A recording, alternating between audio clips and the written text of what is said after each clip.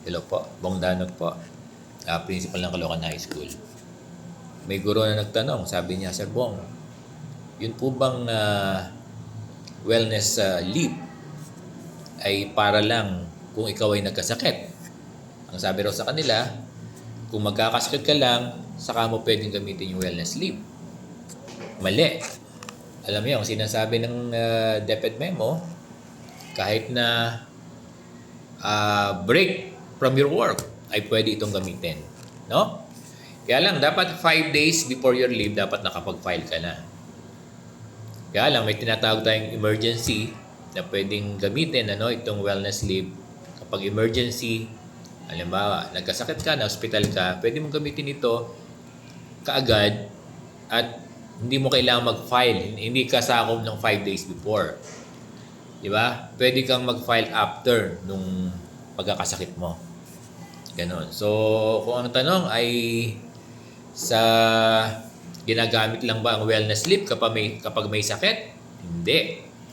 Ang wellness leave ay kung gusto mong mag-break from your work, pwede itong gamitin. Hindi lang ito para doon sa mga nagkasakit at magkakaroon ng sakit. Huwag naman, So, naintindihan ba? So, alam yan. Alam yan ng mga AO nyo, alam yan ng mga principal nyo, at alam din ng division office. Kaya nagtataka sa Sir Bong, bakit nagkakaroon ng ganitong interpretation? So, kung ang interpretation nila ay ang wellness leave ay ginagamit lang kapag nagkakasakit, mali ang interpretation nila. Dahil ang wellness leave ay pwedeng gamitin kahit wala kang sakit. Paulit-ulit ako, Sige, so, ilang araw ang wellness leave? 5. Pero, hindi mo pwedeng gamitin ng 5 consecutive. Pwede mong gamitin, pwede kang mag-consecutive ng 3, pero hindi mo pwedeng itodo ng 5. Or pwede naman yan na paisa-isa ang gamit. Pwede yan. O, dalawa, isa. Basta, wag lang sunod-sunod na 5. So, naintindihan ba yung paggamit natin ng wellness leave? At saka sana, pakiusap natin sa mga guro natin, kung magwe-wellness leave kayo, huwag yung nag-uusap-usap kayo. Halimbawa, pupunta kayo ng Boracay, gagamitin nyo ito. Pwede naman. Kasi pwede ito from break di ba? Break from work. Tapos mag-uusap-usap kayo, na 10 kayo, 20 kayo. Di ba? Walang ganon. Kasi mauubos yung teacher. Huwag kayo mag-uusap-usap na gano'n, pupunta lahat kayo sa Boracay. O kaya pupunta kayo lahat sa isang lugar, 3 days kayo. Sana wag ganon. Sana yung mga guro na ang mag-a-adjust na kanilang leave kung hindi rin lang emergency. Mag-usap-usap kayo. Lalo na sa isang grade level, iba, huwag kayong magsasabay-sabaw. Sa isang department, huwag kayong magsasabay-sabaw kasi mahirap yun, nagsasabay-sabay kayo. Kawawa yung mga bata. Iisipin nyo rin. Diba? Unless kung emergency. Kung emergency, walang problema. Kahit anong araw ay pwede.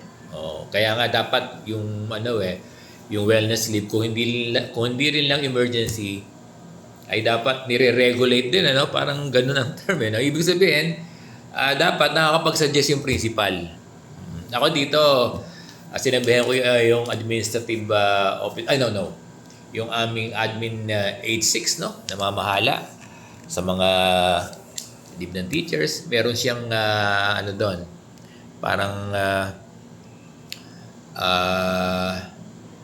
parang form na pinaplat niya ron, 'di ba?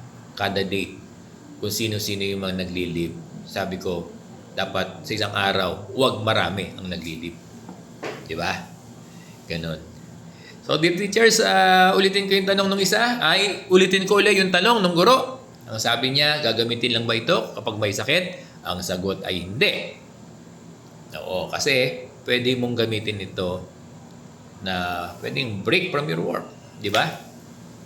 Kung kinakailangan mo ng leave para at least makapag-unwind.